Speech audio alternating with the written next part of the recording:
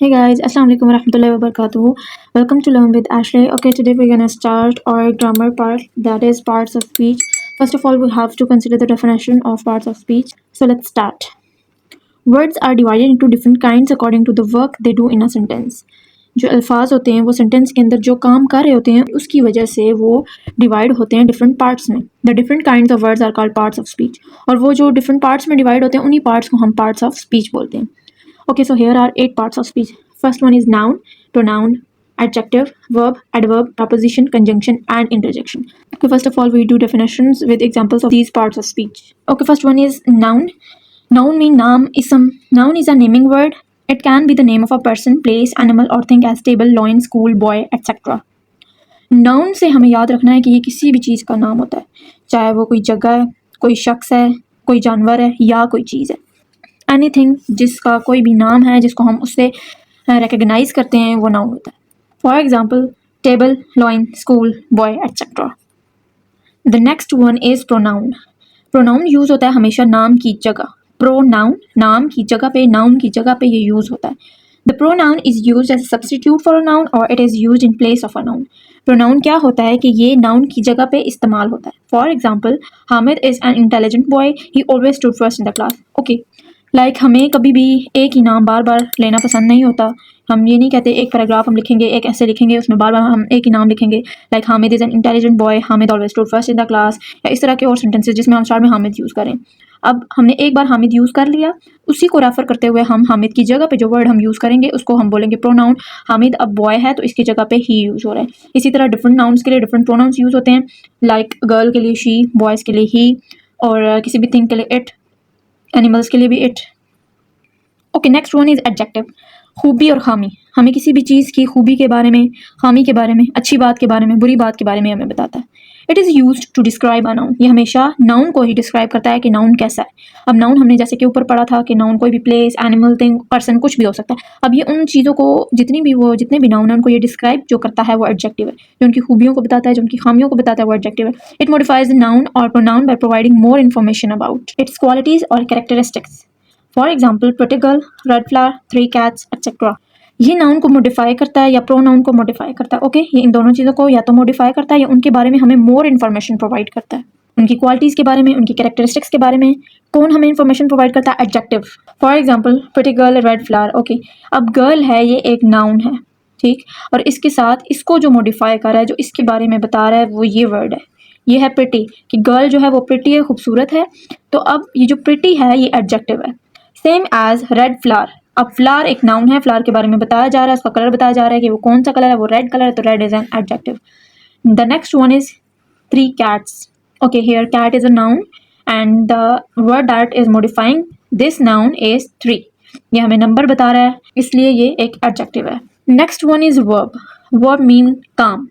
Verb कोई भी काम हो सकता है. फॉर एग्जांपल ये बिल्कुल भी ऐसा नहीं है कि जस्ट फिजिकल एक्शंस ही हमारे पास वर्ब होंगे, काम होंगे, बल्कि कोई भी चीज़ जिसको करने के लिए फोर्स लगानी पड़ती है, और अगर फोर्स नहीं भी लगानी पड़ती तभी वो हमारा वर्ब होगा. अगर हम उसको कर रहे हैं तो वो हमारा वर्ब है. Like verb is a word that shows an action.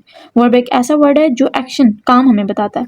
For example eating, sleeping, walking etcetera. Okay, eating, sleeping, walking में तो हमारी फोर्स लग रही है. जब हम कोई चीज़ देख रहे हैं, कोई चीज़ सुन रहे हैं, उसमें हमारी फोर्स अप्लाई नहीं हो रही. हम बस साइलेंट बैठे हुए हैं और कोई चीज़ देख रहे हैं, साइलेंट बैठे हुए हैं और कुछ सुन रहे हैं, लेकिन फिर भी वो हमारा वर्ब होगा, वो फिर भी हमारा काम होगा. Okay okay, fifth one is adverb. Okay, you have to remember from this ad. Ad mean इजाफा करना. अब यहाँ से देख लें कि ये इजाफा करता है किस चीज़ में. First of all we have to check its definition. It is use to modify verb, adjective और अनदर एडवर्ब. ये क्या करता है? मॉडिफाई करता है वर्ब को, एडजेक्टिव को, अनदर एडवर्ब को. इन तीनों चीज़ों को ये मॉडिफाई करता है. जब हमने एडजेक्टिव के बारे में पढ़ा था तो एडजेक्टिव क्या करता था? नाउन को मॉडिफाई करता था. लेकिन जो एडवर्ब है वो वर्ब, एडजेक्टिव और एडवर्ब इन तीनों को मॉडिफाई करता है.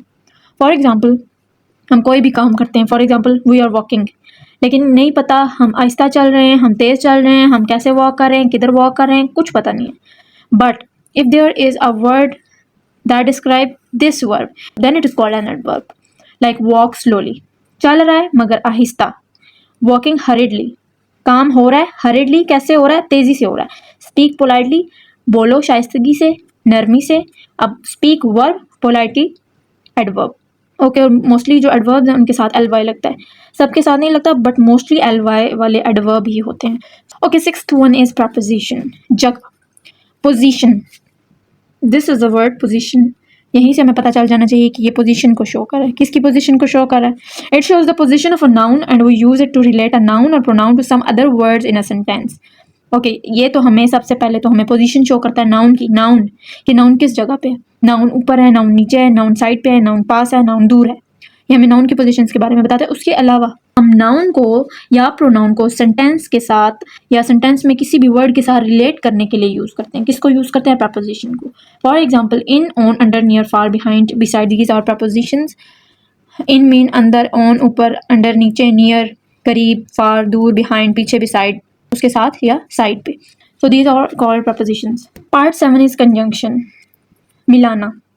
ओके, फॉर एग्जाम्पल आपने रेलवे जंक्शन तो देखा होगा। रेलवे जंक्शन कैसा होता है? जंक्शन मीन मिलाना, किसी भी चीज़ को आपस में मिलाना। फॉर एग्जाम्पल ये एक रेलवे ट्रैक है। ओके, आपको रेलवे जंक्शन के बारे में पता ही होगा। फॉर एग्जाम्पल ये एक रेलवे ट्रैक है बट ये इस पॉइंट पे आपस में मिल रहा है। ये जिस पॉइंट पे आपस में मिलेगा उसको हम बोलेंगे जंक्शन। मीन ये जो पॉइंट है ये इन दोनों ट्रैक्स को आपस में मिला रहा है तो इसको हम बोलते हैं जंक्शन। इसी वर्ड से निकला है conjunction. A conjunction is a word that connects word और phrases in a sentence. Conjunction एक ऐसा word है जो words को या phrases को sentence के अंदर एक दूसरे से connect करता है, मिलाता है। It helps to link ideas, show relationships between them. ये हमारी मदद करता है कि हम ideas को एक दूसरे के साथ link करें या इनके आपस में जो relationships हैं ये इनको show करता है। For example, I like reading books and watching movies. अब अगर ये and दरम्यान में ना होता तो हमारा sentence कैसे होता? Inappropriate होता। I like reading books, watching movies. Is that okay? No, the sentence is not okay. जब तक हम इसमें एंड नहीं ऐड करेंगे हमारा सेंटेंस प्रॉपर नहीं होगा। सो ये जो वर्ड है इसने इनको एक दूसरे के साथ मिलाया है, इनको रिलेट किया है। So this is called conjunction. Next example is I wanted to go but I couldn't. अगर ये बट दरमियान में ना होता, I wanted to go, I couldn't, this is an inappropriate sentence. But के ऐड करने से क्या हुआ है कि ये इसका इन दोनों का रिलेशनशिप एक दूसरे के साथ शो हुआ है। So this is called conjunction. And there are more conjunctions like and, but, और, because, so, etc. Next word is interjection. Okay, an interjection is a word or phrase that expresses strong emotions or feelings. Interjection एक ऐसा word है जो strong emotions को, हमारे जज्बात को जो हम महसूस करते हैं उनको express करते हैं। जो word या जो phrase express करती है उसको हम interjection बोलते हैं।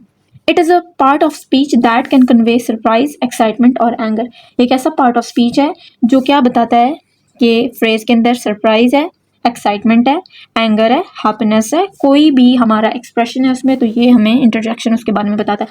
For example, oh I missed the bus. अब यहाँ पे अफसोस का इजहार हो रहा है कि बस मिस कर दी है। ओह वर्ड है, ये इंटरजेक्शन है। Wow that's a nice shirt. अब वाओ जो है वो तारीफ के लिए यूज़ हो रहा है, यहाँ पे प्रेज के लिए यूज़ हो रहा है। This is also an interjection. Next is ah my grand father died. यहाँ पे अफसोस हो रहा है, सो आह जो वर्ड है वो इंटरजेक्शन। ओके, नेक्स्ट वीडियो में हम डिटेल में इन्हीं पार्ट्स को पढ़ेंगे, लाइक नाउन, प्रोनाउन, जितने भी इनके आगे टाइप्स हैं, काइंड्स हैं, इनके आगे एग्जांपल्स हैं, इनको प्रॉपर्ली हम थॉरोली पढ़ेंगे। Do like, share and subscribe to my channel and hit the notification bell icon to stay updated.